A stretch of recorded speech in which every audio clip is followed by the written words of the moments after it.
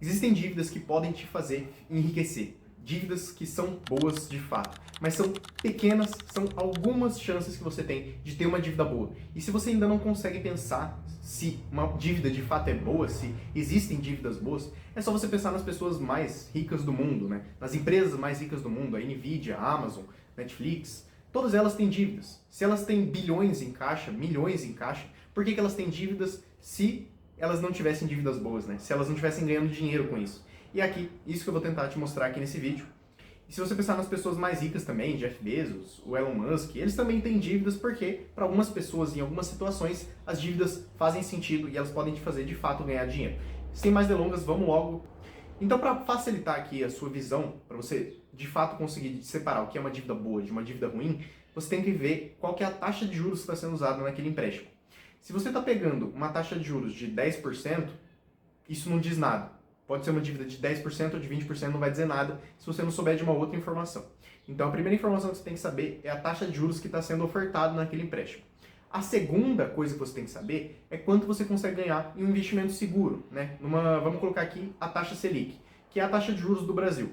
A taxa Selic, você consegue ganhar ela simplesmente entrando lá no site do Tesouro Direto e colocando lá, Tesouro Direto, Tesouro Selic. Você já consegue ganhar o que a taxa de juros do Brasil está pagando. É só você pesquisar, taxa Selic do Brasil. Hoje em dia ela vai estar pagando 15%. Então, a gente sabe que a nossa segunda informação é, você consegue ganhar dinheiro muito fácil, né? Quase 100% garantido, que você vai ter um 15% de rendimento anual. E agora que você tem essa informação de que você vai ganhar 15% numa renda fixa anualmente, né, que é bem segura, que é o Tesouro Selic, você tem que pegar aquela sua informação de que você pagaria 10% naquela taxa de juros do empréstimo e você consegue subtrair. Você percebe então que os 15% que a nossa renda fixa ela está pagando hoje, a renda fixa mais segura que existe do Brasil, que seria o Tesouro Selic, ele está pagando 15%, e você tem um empréstimo aqui de 10% que você está tendo que pagar 10%. Então você percebe que a cada ano que passa você está ganhando 15% e está gastando 10%. Você percebe que você está ganhando 5% de margem aqui nessa parada, né? No meio desses dois, que a gente chamaria de spread, você está ganhando 5%.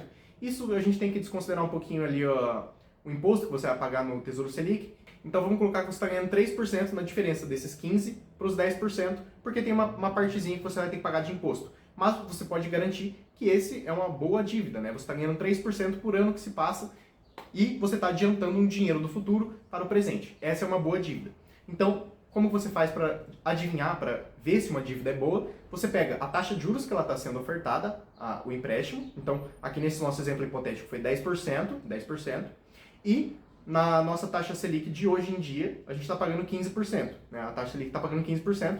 Então, você investe a 15%, paga 10%, paga 2% ali de imposto, né, que você vive no Brasil, e você está embolsando 3% por ano que se passa. Você está ganhando dinheiro com uma dívida. Cauê, mas você está ficando louco, né? Eu só vejo aqui as taxas de juros de empréstimo com 30%, pagando 35%. Sim, essas são as dívidas ruins, porque você estaria pagando 35% de juros e ganhando 15% na renda fixa do Brasil. E isso não faz sentido. E é por isso que às vezes quando você tem uma dívida no seu cartão, depende se você tem que pagar ela rápido ou não. Se você negociou ela, se você não está pagando juros nela, você não tem pressa de pagar ela. Você pode pagar ela normal, porque você vai estar pagando 0% de taxa de juros, certo? Para o seu empréstimo. Enquanto isso, você está ganhando 15% na sua taxa de juros da renda fixa do Brasil.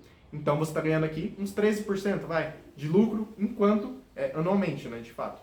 E aí, por outro lado, quais seriam essas dívidas mais baratas que a gente tem no Brasil? Dando exemplos práticos de fato. Então, dando exemplos práticos de fato, exemplos reais, você teria, por exemplo, Minha Casa Minha Vida, que são empréstimos muito baratos. E por que são baratos? Primeiro, porque eles são subsidiados pela poupança, né? Então, o Brasil ele tem um interesse de que as pessoas consigam comprar casas para elas se sentirem seguras. Isso é bom para o Brasil, né? Teoricamente, o nosso Estado decidiu que isso é bom, subsidiar a aquisição de casas por meio do rendimento da poupança, certo? Então, esse é o primeiro ponto. Por isso que é barato dívidas de imóveis. O segundo ponto de dívidas de imóveis serem baratas é que quando você faz um empréstimo de uma casa, por exemplo, para comprar uma casa, para financiar uma casa, aquela casa ela não é sua no momento. Ela é do banco e você está tendo o direito de uso dela. Enquanto você estiver pagando, você tem o direito de uso. Se você atrasar uma parcela, eles vão começar a colocar multa e a partir de um determinado ponto que você não pagou mais as parcelas, o banco ele vai fazer a alienação fiduciária, ele vai pegar o bem para ele, né? Deixando um pouco de lado aqui os termos jurídicos, mas aquela casa não é sua até você terminar de pagar. Ela era do banco, e aí se você atrasa as parcelas, o banco vai lá e faz a alienação fiduciária. Como é um imóvel, é muito fácil do banco fazer essa alienação fiduciária. E aí quando a gente vai fazer um financiamento de carro, por exemplo, fica muito caro. Por quê? O carro, ele é móvel, né? Ele pode se mexer, você pode levar ele para o Paraguai, para Brasília, para qualquer lugar, para Venezuela, e fica difícil do banco fazer essa alienação fiduciária, porque ele é um bem móvel. O banco não sabe onde é que vai estar esse carro. Por isso que os financiamentos de móveis, de carros, de bicicletas, de motos, são muito mais caras a taxa de juros, porque é mais arriscado para o banco. Um imóvel não, o imóvel é seguro, né? O banco vai lá, faz a alienação fiduciária, se você não pagar, ele vende num leilão, faz a alienação e acabou. Ele pega o dinheiro dele de qualquer jeito, certo? Então por isso que é muito barato, porque tem o subsídio da poupança e porque o banco ele pode fazer essa alienação muito fácil.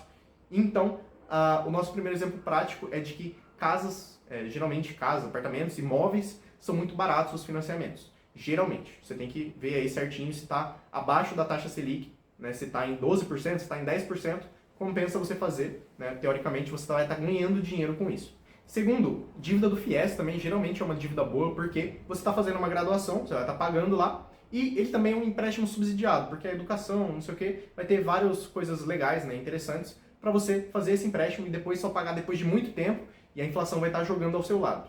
Então, existem várias dívidas boas, eu espero que eu tenha te ajudado aqui nesse vídeo. Se você quiser entender mais 5 leis do dinheiro para você aprender como gerir sua carteira, como lidar com decisões no dia a dia, eu deixo aqui esse vídeo, 5 lições sobre o dinheiro, que está muito incrível, foi um dos melhores vídeos do canal, o pessoal gostou bastante. Beleza? Deixa o like, se inscreve, valeu!